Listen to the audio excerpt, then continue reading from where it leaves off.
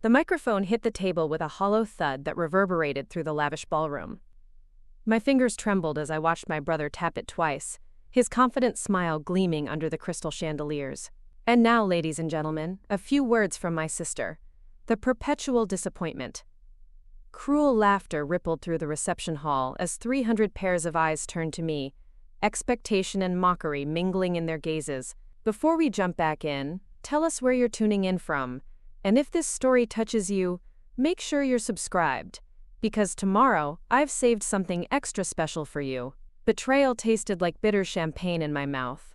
My stomach clenched as if someone had reached inside and twisted my organs into knots. Through the venue's tall windows, Seattle's golden afternoon light sliced across the white linen tablecloths, illuminating my brother's smirking face like a spotlight on a stage. A face I'd grown up with, now transformed by success and arrogance into something I barely recognized. "Come on up, Olivia," he continued, his voice honeyed but his eyes cold as steel. "Tell everyone about your... What is it you do again?"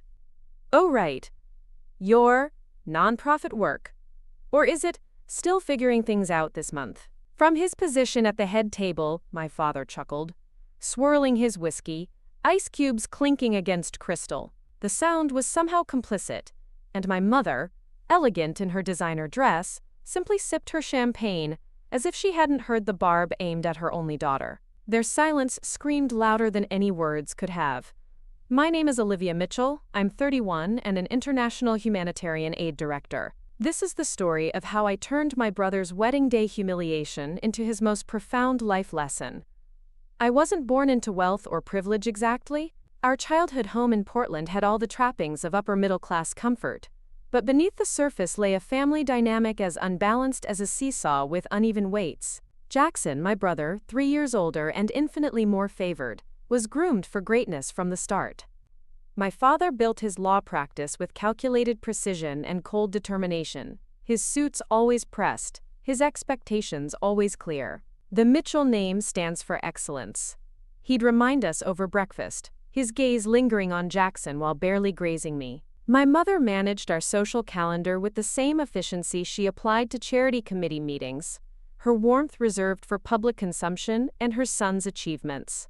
College brochures were spread across our dining table my senior year of high school, a constellation of possibilities that somehow all pointed toward the family-approved path. "Law school is the only sensible choice," Dad said, reviewing my applications with the same scrutiny he applied to contracts, his pen hovering over schools he deemed worthy of the Mitchell name.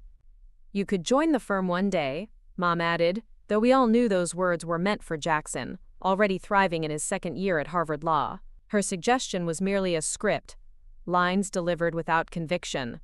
The unspoken truth hung between us. I was the backup plan, the insurance policy, never the primary investment. My acceptance letter to Georgetown came with a partial scholarship. "Not Harvard, but it'll do," was my father's tepid congratulations. While Jackson's achievements warranted champagne dinners, mine received polite nods. I studied international law and human rights, while my classmates networked for corporate positions, building connections when others built career ladders aimed at corner offices. Preparing and narrating this story took us a lot of time, so if you are enjoying it, subscribe to our channel. It means a lot to us. Now back to the story. After graduation, I took a position with an international aid organization that paid barely enough to cover my studio apartment and student loans. Every dollar carefully budgeted in a worn spreadsheet, while Jackson joined our father's practice, immediately commanding a 6-figure salary. I traveled to crisis zones with a backpack and determination, learning Arabic from local staff, negotiating with warlords who initially dismissed me, and building schools in regions others had written off as hopeless. I developed protocols for getting aid to women and children in conflict areas that were adopted by the UN. My name became known in humanitarian circles, respected for seeing solutions where others saw only insurmountable problems. By 30, my organization had helped hundreds of thousands of people, and I'd quietly been appointed to direct a $50 million international aid initiative.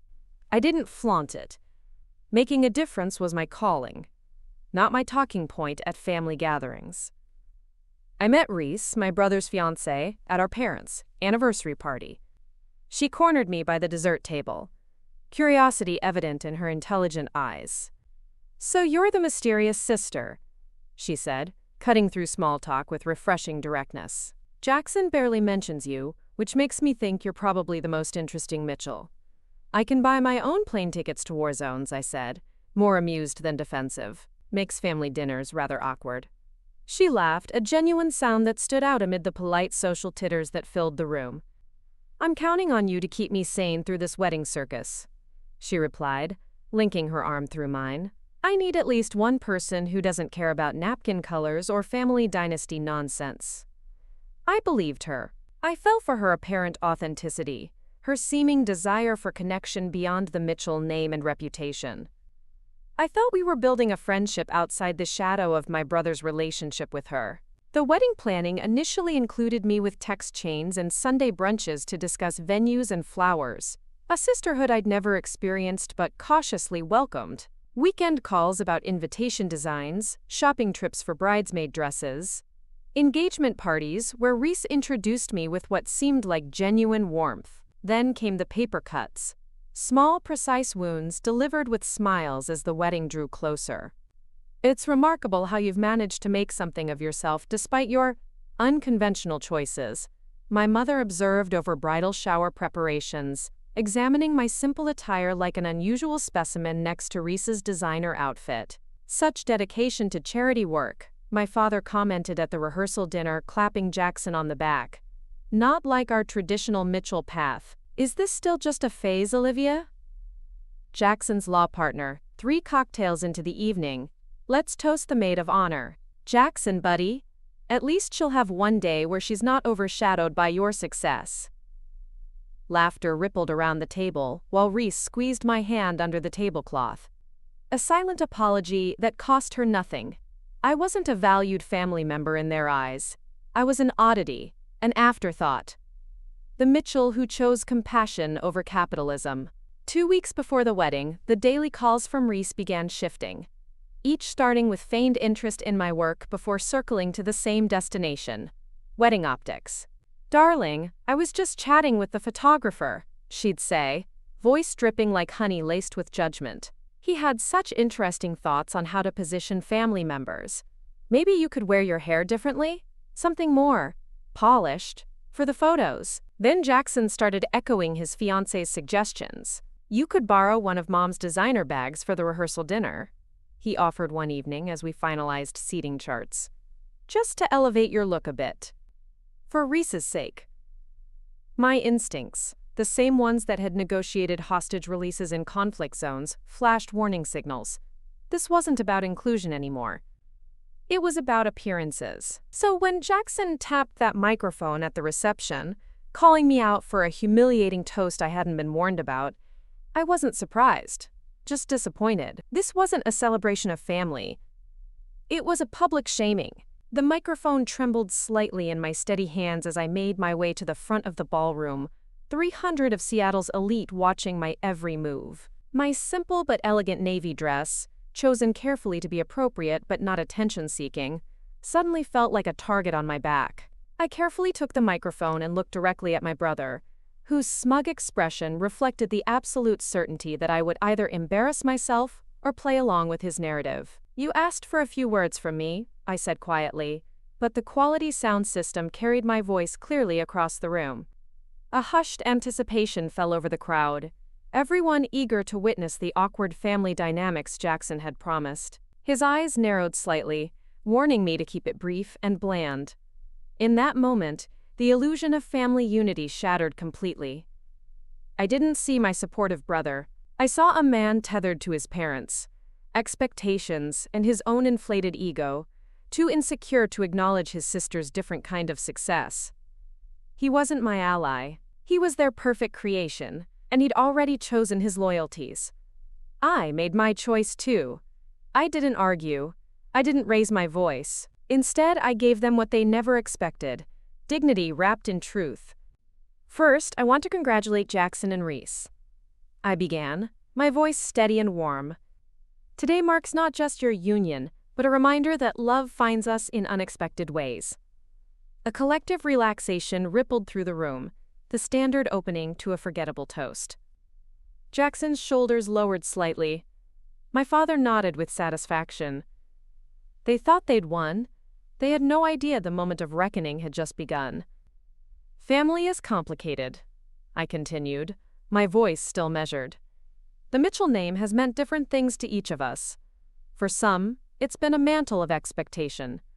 For others, a shadow to escape. The subtle shift in the room was palpable, guests leaning forward slightly, sensing this was not the generic speech they'd anticipated. My mother's champagne glass paused halfway to her lips. My father's expression hardened. Jackson has always been the golden child, destined for success in the traditional sense.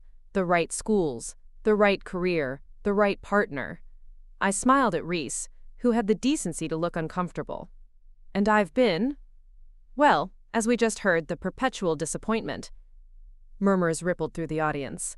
Jackson's face flushed, a warning in his eyes as he realized this wasn't going according to plan. But I hadn't come this far to back down now.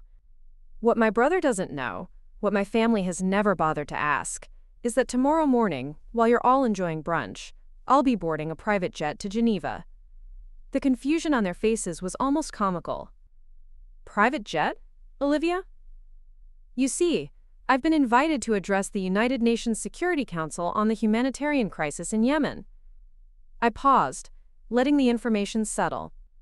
The protocol I developed for protecting women and children in conflict zones has been adopted by 17 countries and has saved an estimated 30,000 lives in the past year alone. The ballroom fell silent. Across the room, my father's whiskey glass froze midair, his knuckles whitening around the crystal. My mother's perfectly composed face cracked slightly, confusion replacing her usual detachment. I run a $50 million international aid initiative, I continued, my voice gaining strength. Last month when I was too busy for Jackson's bachelor weekend, I wasn't being difficult. I was in a secure location negotiating the release of 14 children from a militia group. A collective gasp rippled through the venue. Faces that had moments ago held pity or amusement now registered shock. The power dynamic in the room shifted like tectonic plates, subtle but seismic. I never needed the Mitchell name or connections, I said, looking directly at my father. My work stands on its own merit. I turned to my brother, whose face had drained of color. I love you, Jackson. I always have, even when you've made it difficult. But I don't need your approval, and I'm not your punchline. Then I raised my glass, a genuine smile finally reaching my eyes. To the bride and groom. May your marriage be built on mutual respect and understanding. Qualities I hope our family might someday learn to embrace. The toast hung in the air for a breathless moment before the crowd, sensing the authenticity of my words, began to applaud. It started tentatively but grew, some guests even rising to their feet. Not out of pity, but respect. Across the room, I spotted the minister who had performed the ceremony earlier. His eyes met mine with unmistakable recognition and something else, pride. As the applause continued, the minister stepped forward, moving to stand beside me. Reverend Thomas Davis, his white collar stark against his dark suit, placed a gentle hand on my shoulder. I think there's something everyone here should know, he said, his deep voice commanding immediate attention. The room fell silent once more. 20 years ago, I ran a small mission school in Rwanda after the genocide. Quote, he began, his gaze sweeping the room. We had nothing, no medical supplies, no clean water, no hope. Then one day, a young American woman arrived. Just 19, using her gap year before law school to volunteer. He turned to look at me, his eyes glistening with emotion. That woman was Olivia Mitchell. She didn't just bring supplies, she brought life back to our community. She stayed for months, learned our language, built our first medical clinic. His voice strengthened. What no one here knows is that the child she saved on her first day there was my son. The revelation landed like a thunderclap in the silent ballroom. My brother's jaw literally dropped. My parents sat frozen in their seats, unrecognizable emotions crossing their faces. When I received the invitation to officiate this wedding and saw the family name, I couldn't believe it," Reverend Davis continued.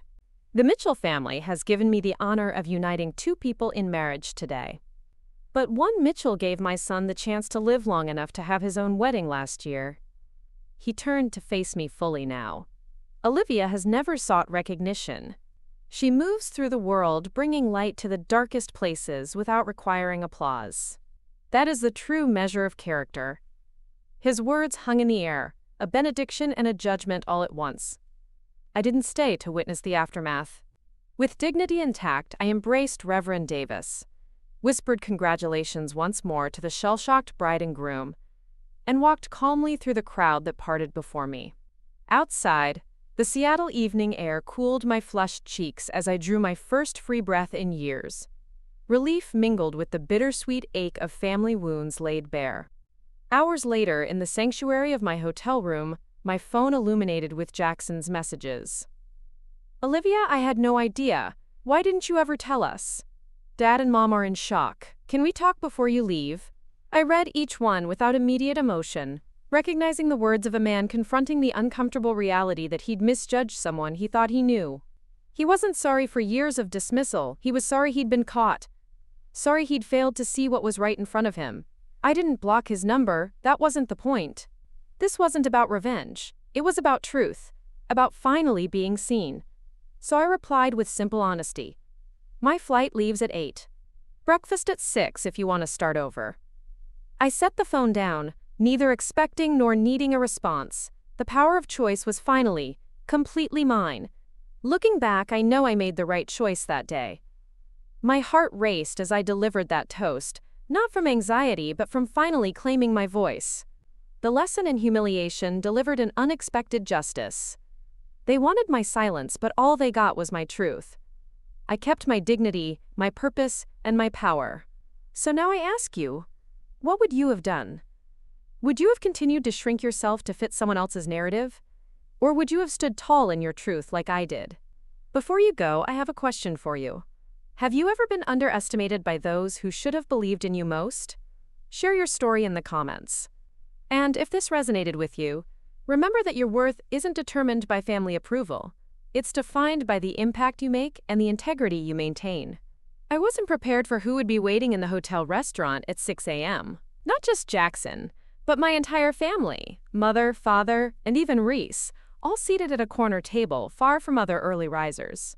My father's face, usually a mask of controlled authority, looked haggard, as if he'd aged overnight. My mother's perfect appearance showed rare cracks, slightly smudged mascara, hair not quite immaculate. Jackson stood as I approached, uncertainty replacing his usual confidence. "You came," he said, relief evident in his voice. The words hung awkwardly between us, loaded with unspoken history. I nodded, sliding into the empty chair, the Geneva-bound briefcase at my feet, a tangible reminder of the life they knew nothing about. "We need to talk about yesterday," my father began, lawyer mode activating even at this early hour. "What you said at the reception was all true." I finished for him, my voice calm but firm. The waiter arrived with coffee, providing a momentary reprieve from the tension. I thanked him with a genuine smile, the kind reserved for service workers that my family always found unnecessarily familiar. "Before we jump back in, tell us where you're tuning in from, and if this story touches you, make sure you're subscribed, because tomorrow, I've saved something extra special for you." After he left, my mother leaned forward, pearl earrings catching the morning light. "Why didn't you tell us, Olivia? All these years we thought you were just—" She trailed off, unable to find a diplomatic word for their collective dismissal. "Wasting my potential?" I supplied, stirring cream into my coffee. "A disappointment? The Mitchell family charity case?" The words weren't delivered with bitterness, just matter-of-fact acknowledgement of what had always been unspoken but understood. Jackson winced. "We never meant—" "Yes, you did," I interrupted gently.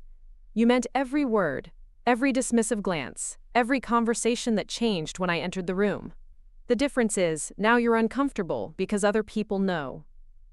My father cleared his throat, that familiar sound that preceded a closing argument. Your mother and I have always supported you, paid for your education, never interfered with your choices. Financial support isn't the same as respect, Dad, I replied, and tolerance isn't acceptance. You've been waiting 20 years for me to grow up and join the real world, your world. It just never occurred to you that I was building something meaningful on my own terms. Reese, who had remained silent until now, suddenly spoke. I owe you an apology, Olivia.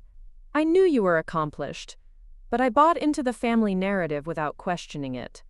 That's on me. Her words carried the weight of genuine regret, surprising me with their sincerity. A heavy silence fell over the table, broken only by the clink of silverware from nearby diners. My family sat before me, stripped of their usual armor of superiority, looking almost small in their expensive clothes. For the first time in my adult life, they were actually seeing me. I'm leaving for Geneva in 90 minutes, I said finally. I have a presentation to finalize on the plane. But I want to be clear about something. Yesterday wasn't about humiliating any of you. It was about refusing to be humiliated anymore. My mother's hand trembled slightly as she set down her teacup. This UN presentation, is it being recorded? Would it be possible to watch it? The request, so simple yet so monumental in what it represented, caught me off guard. 20 years of indifference? And now they wanted a front row seat? Part of me wanted to refuse, to guard this piece of my success from their belated interest. But another part, the part that had spent years seeking their approval despite my best efforts not to care, saw an opportunity. Yes, I said finally. It will be streamed on the UN website. I can send Jackson the link. I turned to my brother, our eyes meeting properly for what felt like the first time in years. It's at 9 a.m. Eastern Time tomorrow. Don't expect to understand all the technical aspects. It's specifically addressing transitional justice mechanisms in post-conflict zones. My father's eyebrows rose slightly. Professional interest peaked despite himself. That's impressive, Olivia. Truly. The compliment was awkward, unpracticed, but not insincere. Thank you, I replied simply, accepting the olive branch for what it was. I glanced at my watch. A practical timepiece rather than the status symbol adorning my mother's wrist. I need to leave in 20 minutes to make my flight. Jackson leaned forward, elbows on the table in a manner our mother would normally correct. Can we start over somehow? I know I've been a terrible brother. Yesterday made that painfully clear to everyone, including me. The vulnerability in his voice was new, reminiscent of the boy who had taught me to ride a bike before we grew into our assigned family roles, before success became his identity and perceived failure became mine. Preparing and narrating this story took us a lot of time, so if you are enjoying it, subscribe to our channel. It means a lot to us. Now back to the story. We can't erase the past, I said carefully, but we can choose a different future. That starts with you actually asking about my life. Not as a formality, or to set up a punchline, but because you genuinely want to know. I do want to know, he said, reaching for his phone. In fact, I spent half the night reading everything I could find about your work online. Did you really negotiate that ceasefire in Sudan last year? The genuine interest in his question caught me by surprise. That's classified, I replied with a small smile, then relented. But yes, I was part of the mediation team. It fell apart 3 months later, though. Still, my father interjected, to even be at that table. His voice held something I'd never heard directed at me before: respect. Our breakfast continued with tentative questions about my work, my colleagues, my life. Simple inquiries that should have been commonplace between family members, but instead felt revolutionary. They were basic steps, baby steps really, but steps nonetheless. As I prepared to leave, settling the bill despite my father's protest, Jackson stood awkwardly. What happens now? He asked, uncertainty making him look younger than his 34 years. I shouldered my briefcase, the weight of responsibility familiar and grounding. Now I go do my job. You go on your honeymoon. Mom and Dad go back to their lives. And maybe, when we all return, we try something new. We start being honest with each other. My mother surprised me by stepping forward for a hug. Not the perfunctory embrace of social obligation, but something almost desperate in its intensity. "Be safe," she whispered, the words carrying more emotion than any she'd directed at me in decades. As I walked through the hotel lobby toward the waiting car, I felt lighter somehow. Not because everything was resolved, it wasn't, not by a long shot, but because the crushing weight of pretense had finally been lifted. For the first time in my adult life, the Mitchells had seen me as I truly was, not as they had decided I should be. The private jet, actually a UN-chartered flight shared with 3 other speakers, took off precisely on schedule, Seattle's iconic landscape giving way to clouds and the promise of important work ahead. I opened my laptop, diving into final revisions of my presentation, but my mind kept returning to the breakfast table, to the expressions on my family's faces. Somewhere over the Midwest, my phone pinged with a message from an unknown number. It was Reverend Davis. "Your courage yesterday gave others permission to speak their truth. The ripples of one honest moment can change many lives. Safe travels, Lionheart."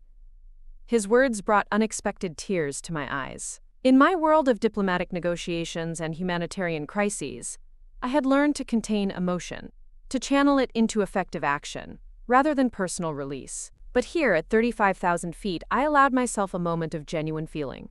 The Security Council presentation went better than expected. Speaking to world leaders about child protection in conflict zones, I felt the familiar fire that had driven me since that first volunteer trip to Rwanda. This wasn't just work. It was purpose, calling, vocation. The questions afterward were engaged and substantive, several nations expressing interest in adopting our expanded protocols. As I gathered my materials afterward, my phone buzzed with notifications. Jackson had sent a simple message. We watched. All of us. Dad says he's never been prouder to be wrong. Attached was a photo of my parents and Jackson, dressed for a day at their vacation cabin, but gathered around a laptop, faces intent on the screen where I stood at the UN podium. The image was so unexpected, so contrary to everything I knew about my family, that I had to sit down. A Swiss delegate passing by asked if I was all right. Yes, I managed, though in truth I wasn't sure. The ground beneath my feet felt shifted, rearranged into unfamiliar territory. Later that evening, in my Geneva hotel room, I finally called Jackson. "Thank you for watching," I said when he answered, foregoing any pretense of small talk. "We should have been watching all along," he replied, his voice rough with something that might have been regret. "Liv, what you're doing, it's incredible. I've spent my career helping wealthy people protect their assets while you've been literally saving lives. Different paths, that's all," I said, not wanting to diminish his work even as he seemed ready to diminish it himself. "The world needs good lawyers too." "Maybe," he conceded, "but the firm could be doing more pro bono work, focusing on clients who actually need help, rather than just those who can afford our fees." There was a pause then. "I've been thinking a lot since yesterday." "That sounds dangerous," I teased, falling into our childhood pattern with surprising ease. He laughed, the sound genuine through the international connection. "Yeah, well, it's overdue. Listen, Reese and I are postponing our honeymoon." "What?" "Jackson, you can't do that because of what happened." "It's not that," he interrupted. "Well, not entirely. I've been offered a chance to work with a legal team addressing refugee asylum cases. It's a 6-week commitment in Greece, starting next month. Reese is coming too. Turns out her marketing experience is exactly what they need for a public awareness campaign." I sat back against the hotel pillows, genuinely stunned. "You're serious?" "Dead serious. Dad's furious, says I'm abandoning my clients at a critical time. Mom's worried about political complications for the family reputation. But I need to do this, Liv. Maybe for the first time in my life, I need to do something that matters beyond the Mitchell name." The vulnerability in his voice was unlike anything I'd heard from my brother before. Not the practiced charm he used in courtrooms or the polished performance he gave at social functions, but something raw and real. "It won't be what you expect," I warned him. "The work is hard, the hours are long, the victories are small and often temporary. You'll face bureaucracy that makes corporate law look streamlined. People will die while waiting for papers to be processed. You'll come home changed. Good, he said simply. I think I need to be changed.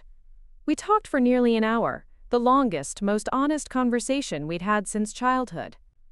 About his doubts regarding the path he'd so confidently pursued. About my struggles in a field where solutions were never simple and success was measured in lives rather than dollars. About our parents and their complicated love so entwined with achievement and appearances. Before hanging up, he said something that stayed with me long after. You know what the worst part of yesterday was? Not the public embarrassment, or even realizing how badly I'd treated you. It was understanding that I've spent my entire adult life trying to earn approval from people who never asked me what I actually wanted. You're the only Mitchell who had the courage to choose your own path. The next 2 weeks were a whirlwind of meetings across Europe, my calendar packed with diplomats, aid organizations, and potential donors. I found myself thinking often of my family, of the sudden seismic shift in our dynamics. My father had emailed a first, with awkward but sincere questions about international law as it pertained to my work. My mother had sent a care package to my apartment in New York, timed to arrive upon my return, with a note saying simply, "For when you come home. I'm learning to listen. Love, Mom. Small steps. Imperfect steps. But movement nonetheless." When I finally returned to my New York apartment, exhausted but satisfied with what we'd accomplished in Geneva, I found an unexpected package waiting alongside my mother's care box. Inside was a framed photograph I'd never seen before, me at age 9, presenting a science project on clean water filtration. My face was alight with passion, small hands gesturing emphatically to explain my creation. A blue ribbon was pinned to the display. The note with it, in my father's precise handwriting, read, "I found this while looking through old albums. You were already changing the world then. I'm sorry I missed it for so long. The Mitchell name has never been carried with more honor than it is by you." I sat on my apartment floor, surrounded by unpacked suitcases, and allowed myself to feel the full weight of what had happened. The humiliation at the wedding had been painful, yes, but it had lanced a wound that had been festering for decades. Sometimes healing begins with necessary pain. My phone rang, a colleague from Sudan with urgent news about a developing situation. As I took the call, slipping back into the role of international crisis manager, I glanced at the framed photo of my younger self, so certain of her purpose even then.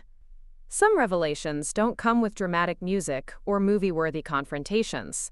Some truths emerge quietly, in hotel breakfast rooms and international phone calls, in rediscovered photographs and postponed honeymoons.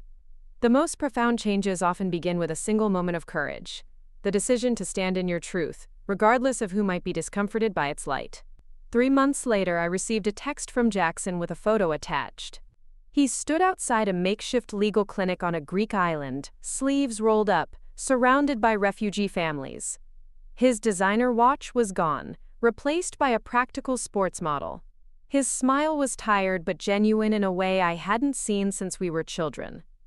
The caption read, "You were right. The work is hard.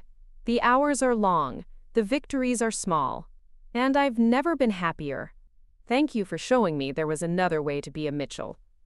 I saved the photo, this tangible evidence of how one moment of painful truth had rippled outward, creating change I never could have anticipated. The minister had been right. Sometimes courage is contagious. Sometimes standing in your light helps others find their own.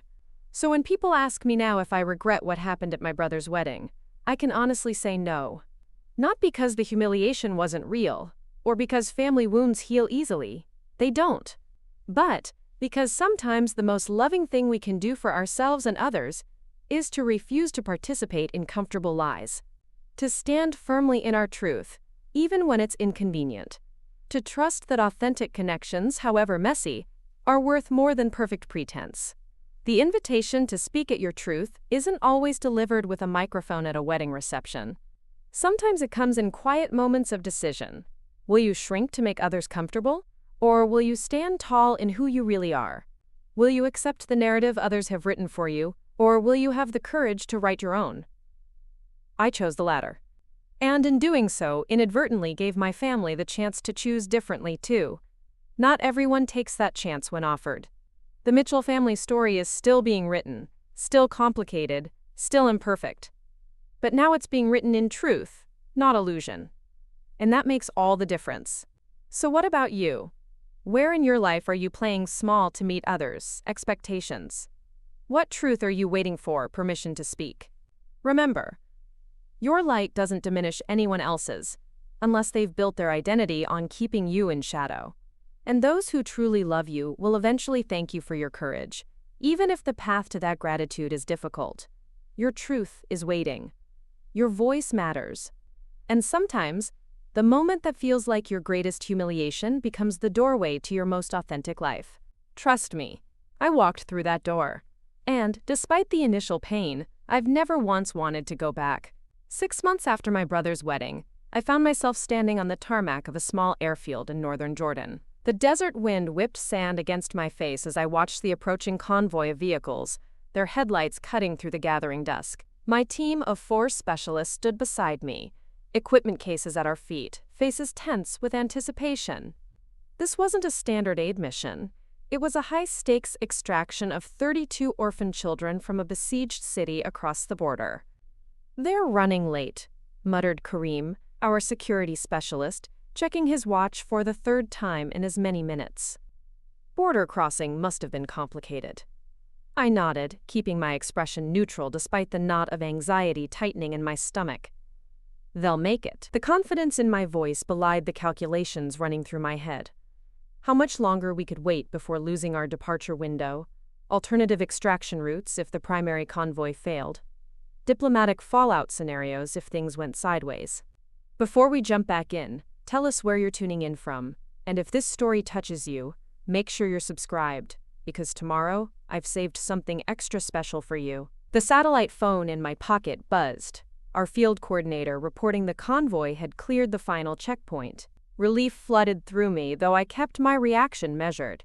In this work, celebrating too early was a rookie mistake. I'd learned that lesson years ago in South Sudan, when a seemingly successful evacuation had unraveled in its final hours. As we waited, I checked my personal phone out of habit. 3 missed calls from my mother, and a text that read, "Call when you can. Important news about your father." A spike of worry shot through me, but there was nothing I could do now, not with 32 children's lives hanging in the balance. Family drama, even legitimate concerns, would have to wait.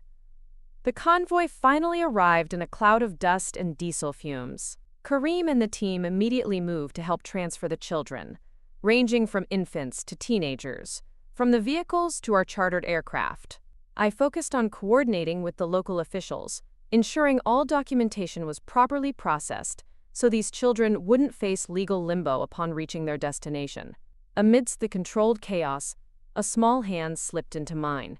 I looked down to find a girl of about 7, her dark eyes solemn in a face too thin for her age. She didn't speak, just held on as if I were a lifeline in a storm. I squeezed her hand gently, crouching to eye level. "Hello?" I said in Arabic, keeping my voice calm. "My name is Olivia. We're going somewhere safe now." She studied my face, with the unsettling intensity that children who have seen too much often possess. "My brother," she said finally. "He is still there." She pointed vaguely toward the border we'd just crossed. My heart sank. Family separations were heartbreakingly common in conflict zones, and reunification efforts often took months if they succeeded at all.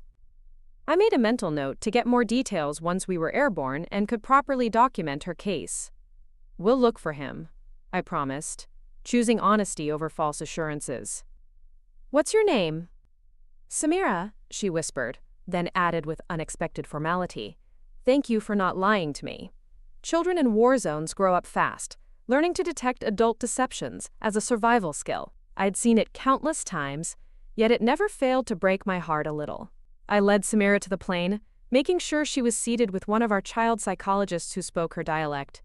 Preparing and narrating this story took us a lot of time, so if you are enjoying it, subscribe to our channel. It means a lot to us. Now back to the story.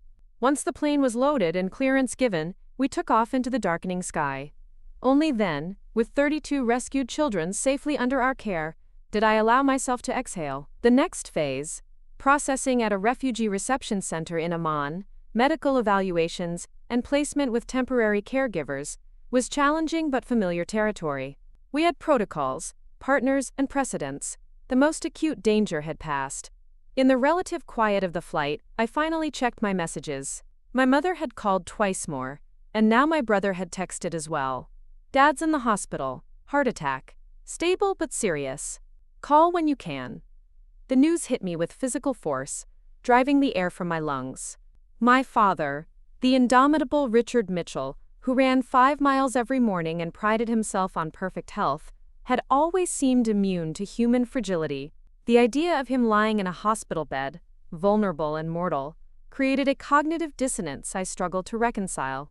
I wanted to call immediately, but at 35,000 feet over a conflict zone, reliable communication was impossible. I would have to wait until we landed in Amman, where the next crisis already demanded my attention. For now, I could only send a brief text to my brother. Just got news. On mission extraction. We'll call from Amman in approximately 4 hours. Give him my love. The juxtaposition wasn't lost on me. 32 children whose entire families had been torn apart by war, and my own family crisis unfolding across the globe. Perspective is both the blessing and curse of humanitarian work. It contextualizes personal problems, while simultaneously making it difficult to fully inhabit them. Samira had fallen asleep against the window, her small body finally relaxing after what must have been days of tension. Looking at her, I thought about my father, about family bonds that endure despite distance and difference, about what truly matters when mortality reminds us of its constant presence. We landed in Amman shortly after midnight. While my team supervised the transfer of the children to our partner organization's care, I found a quiet corner of the terminal and placed the call I'd been dreading. Jackson answered on the first ring, his voice thick with exhaustion. "Liv, thank God. Where are you?" "Jordan," I replied, rubbing my eyes. "Just landed. How is he?" Jackson exhaled slowly. "Stable. They put in 2 stents this morning. Doctor says he was lucky. Massive blockage in the left anterior descending artery. They're calling it a widowmaker, heart attack." The clinical description made it more real somehow. I leaned against the wall, suddenly aware of my own physical exhaustion after 36 hours without sleep. "And Mom?" "Holding it together. Barely. You know how she is. Rearranging flowers in his hospital room and terrorizing the nursing staff about his medication schedule." Despite everything, I smiled slightly. Martha Mitchell coped with crisis through control, always had. What triggered it? A weighted pause followed. He was at the office, preparing for court. But Liv, he was working on pro bono asylum cases. The ones I started before I left for Greece. The information landed like a stone in still water, sending ripples of surprise through my exhaustion. Dad was working on asylum cases? Voluntarily? Not just working on them, championing them. He's apparently been putting in 16-hour days, pulling in associates to help. The firm partners are furious because he's neglecting paying clients. I closed my eyes, trying to process this revelation. My father, the man who had spent decades measuring worth by billable hours and client prestige, had been sacrificing both for asylum seekers? The same cases my brother had taken on after our confrontation at the wedding? "When did this start?" I asked. "After I left for Greece, I think. I think he was trying to understand. Both of us. What drives us to do this work?" Jackson's voice caught slightly. The cardiologist said stress was a factor, but Dad kept saying it was worth it. That for the first time in 40 years of practicing law, he felt like he was doing something that mattered. The irony wasn't lost on me, that my father's heart had literally given out when he finally started following its dictates, rather than social or professional expectations. That his attempt to understand his children's choices had nearly killed him. "I'm coming," I said decisively. "I need 24 hours to transition this project, then I'll be on the next flight to Seattle." "He'd like that," Jackson said softly. "He's been asking about you." About your work. Wanted to know if the children made it out safely. The fact that my father even knew about this mission, let alone cared about its outcome, was yet another seismic shift in our family landscape. 6 months ago, he wouldn't have been able to tell anyone what I actually did for a living, beyond vague references to, quote, international non-profit work. After hanging up, I stood motionless for a long moment, processing everything. Around me, the airport hummed with activity, reunions and departures, joy and sorrow, the full spectrum of human connection playing out against the sterile backdrop of gates and security checkpoints. My team was waiting for me to make decisions about our next steps. The children needed processing and placement. Samira's missing brother required immediate documentation and search protocols. A dozen administrative tasks demanded attention. And now, my father lay in a hospital bed 5,000 miles away, his mortality suddenly starkly apparent. For the first time in my career, I felt truly torn between my professional obligations and my family needs. Not because I couldn't logistically manage both, but because, for the first time, I genuinely wanted to be in both places. The realization was startling in its clarity. My family had become people I wanted to know, not just obligations I needed to manage.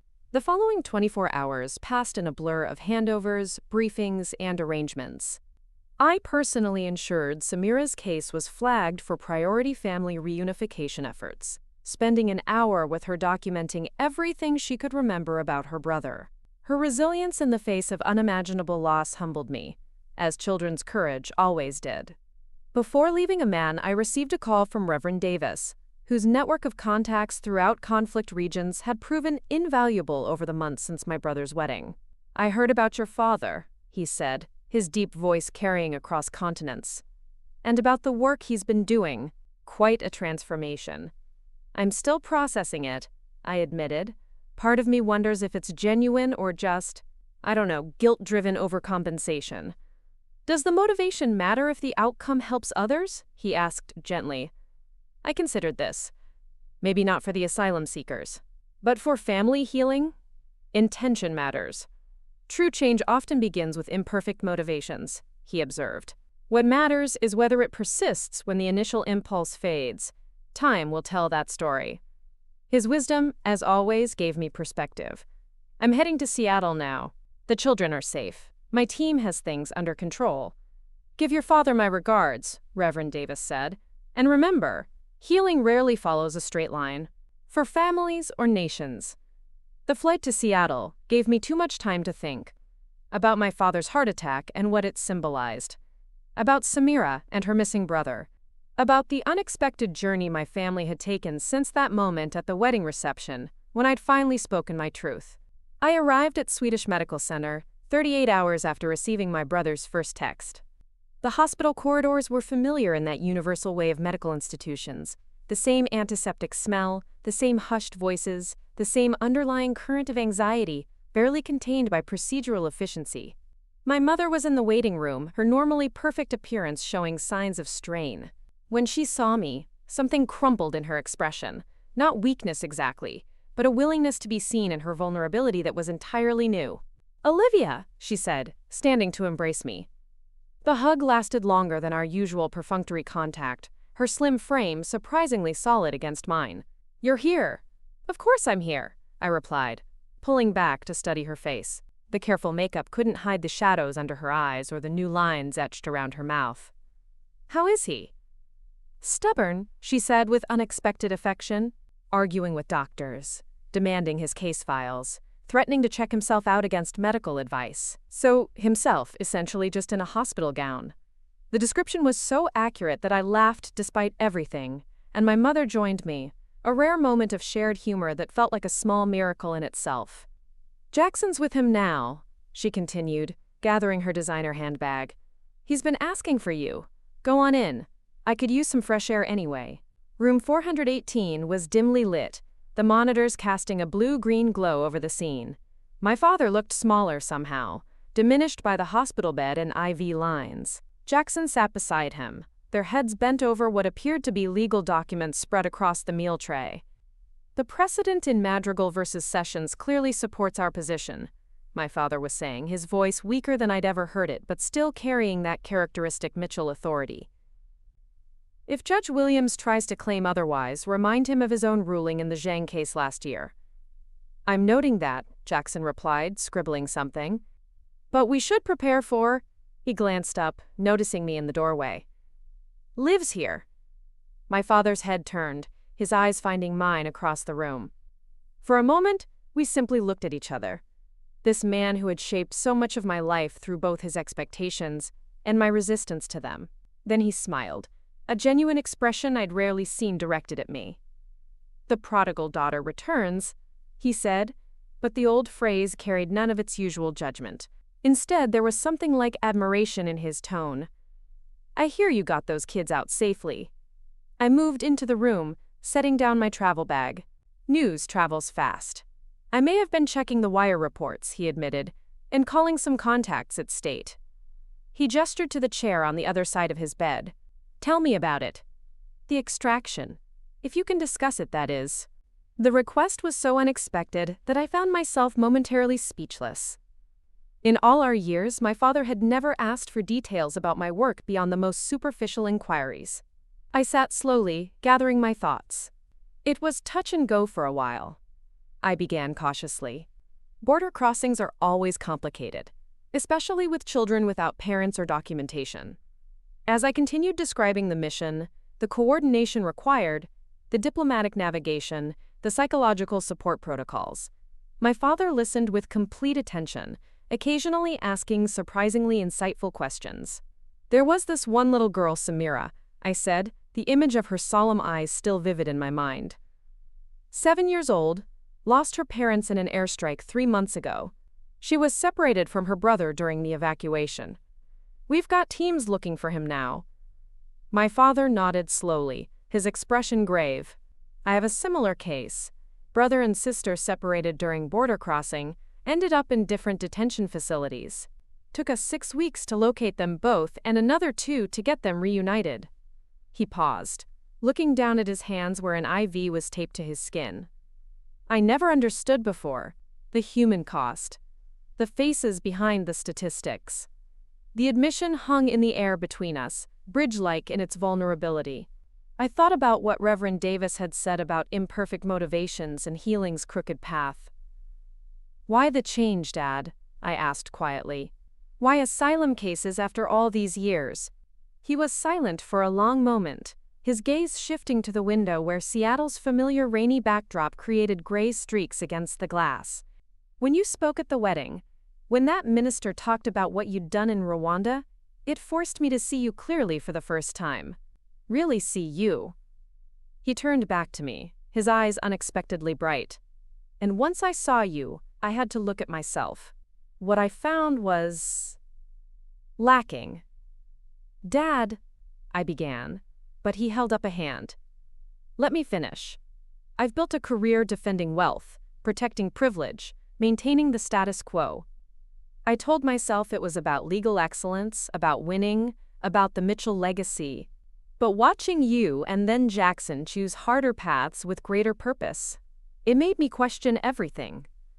His voice grew stronger as he continued, passion overtaking physical weakness. Do you know what I've accomplished in 40 years of law? I've helped rich people stay rich. That's it. No lives saved. No fundamental injustices addressed. Nothing that would make that minister speak about me the way he spoke about you.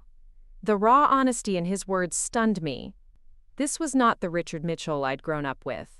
The man certain of his rightness, secure in his worldview. This was someone new, or perhaps someone who had been buried beneath decades of ambition and expectation. These asylum cases, he continued, gesturing to the papers scattered across his bed, they matter. These people have nowhere else to turn. Their lives literally depend on having someone fight for them. For the first time in my career, I feel like the law is what it should be, a shield for the vulnerable, not a weapon for the powerful. I found myself blinking back unexpected tears. Not because his words absolved our complicated past, but because they offered something I'd never thought possible, a genuine connection based on shared values rather than shared DNA. The doctors say the heart attack was a warning, my father continued, his tone shifting to something more reflective. Apparently I need to reduce stress and find better work-life balance. His air quotes around the phrases made Jackson and me exchange amused glances. But I told them I'm not giving up these cases. I'll delegate more, work fewer hours, take the damn medications. But this work, I need to do it. I understand, I said simply, because I did. The drive to make a difference, once awakened, is not easily silenced. I'd built my life around that truth. Your mother thinks I'm having a late-life crisis, he added with a wry smile. Says I should buy a sports car instead of revolutionizing the firm's pro bono program.